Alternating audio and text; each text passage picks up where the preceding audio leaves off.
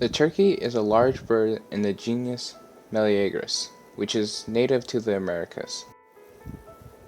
The genus has two extant species, the wild turkey of North America and the ocellated turkey. Males of both turkey species have a distinct fleshy wattle or protuberance that hangs from the top of the beak, called a snood. They are among the largest birds in their ranges. As with many galliforms, the male is larger and much more colorful than the female. The earliest turkeys evolved in North America over 20 million years ago, and they share a recent common ancestor with grouse, pheasants, and other fowl. Turkeys are classified in the family of Phasianidés: pheasants, partridges, francolins, junglefowl, grouse, and relatives, therefore, in the taxidermic order of galliforms. The genus Meleagris is the only extant genus in the subfamily Melegridina, formerly known as the family Melegridina, but now subsumed within the family Phasianidae. Turkeys were domesticated in ancient Mexico for food and/or for their cultural and symbolic significance.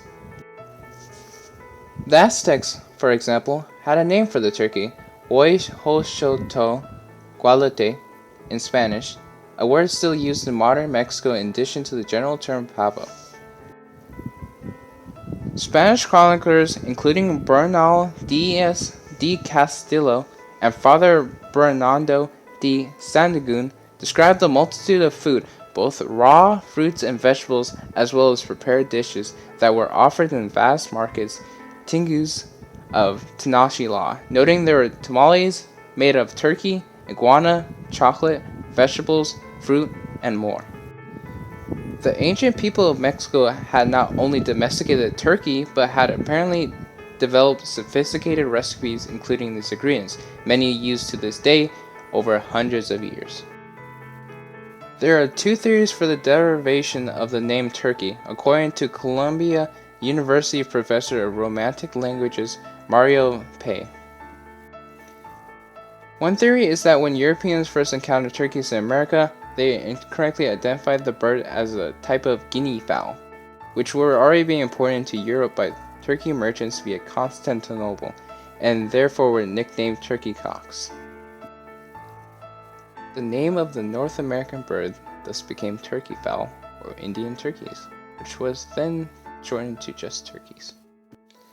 A second theory arises from turkeys coming to England not directly from the Americas, but via merchant ships from the Middle East, where they were domesticated successfully. Again, the importers lent the name to the bird. Middle Eastern merchants were called turkey merchants, as much of that area was part of the Ottoman Empire. Hence the name turkey cocks and turkey hens, and soon thereafter, turkeys. In 1550, the English navigator William Strickland, who had introduced the turkey into England, was granted a coat of arms including a turkey cock in his pride proper.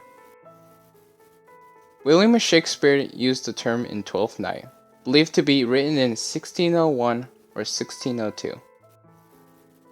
The lack of context around his usage suggests that the term was already widespread. Other languages have other names for turkeys. Many of these names incorporate an assumed Indian origin, such as dunt from India in French, Indushka, bird of India in Russian, Induk in Polish, and Hindi, India in Turkish. These are thoughts to arise from the supposed belief of Christopher Columbus that he had reached India rather than the Americas on his voyage. In Portuguese, a turkey is a peru. The name is thought to be derived from the eponymous country Peru. Several other birds that are sometimes called turkeys are not particularly closely related. The bush turkeys are megapodes, and the turkey sometimes known as the Australian turkey is the Australian bushard, Audiolus australis. The ahinga is sometimes called a water turkey, from the shape of its tail when the feathers are fully spread for drying. An infant turkey is called a chick or poult. Turkeys have been known to be aggressive towards humans and pets in residential areas. Wild turkeys have a social structure and pecking order, and habituated turkeys may respond to humans and animals as they do other turkey.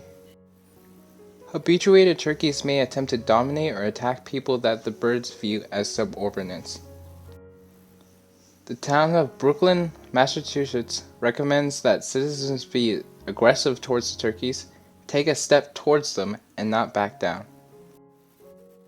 Brookline officials have also recommended making noises, clinking pots or other objects together, popping open an umbrella, shouting and waving your arms, squirting them with a hose, allowing your leash dog to bark at them, and forcefully fending them off with a broom. A number of turkeys have been described from fossils. The Megaridina are known from the early Miocene, Syria 23 million years ago, onwards, with the extinct genera Hegomortis, early Miocene of Bell, US, and Procarys, Kimball, late Miocene, early Pliocene of Lime Creek, US. The former is probably a basil turkey, the other a more contemporary bird not very similar to known turkeys. Both were much smaller birds. A turkey fossil not assignable to genus but similar to Melagris is known from the late Miocene of Westmoreland Country, Virginia. In the modern genus Melagris, a considerable number of species have been described, as turkey fossils are robust and fairly often found, and turkeys show great variation among individuals. Many of these supposed fossilized species are now considered junior synonyms. One, the well-documented California turkey, Melagris californica, became extinct recently enough to have been hunted by early human settlers. It has been suggested that its demise was due to the combined pressures of human hunting and climate change at the end of the last glacial period. The Oligocene fossil Melagris antiquus was first described by Orthnell Charles Marsh in 1871. It has since been reassigned to the genus Paracrax, first interpreted as crassid, then soon after as Barothorphiid cruciforms. Turkeys have been considered by many authorities to be their own family, the Megaridina, but a recent genomic analysis of a retrotransposer marker groups turkeys in the family Pheasantinae. In 2010, a team of scientists published a draft sequence of the domestic turkey, Melagris gallopavo genome. In anatomical terms, the snoot is an erectile, fleshy protuberance on the forehead of turkeys. Most of the time when the turkey is in a relaxed state, the snoot is pale and 2 to 3 centimeters long.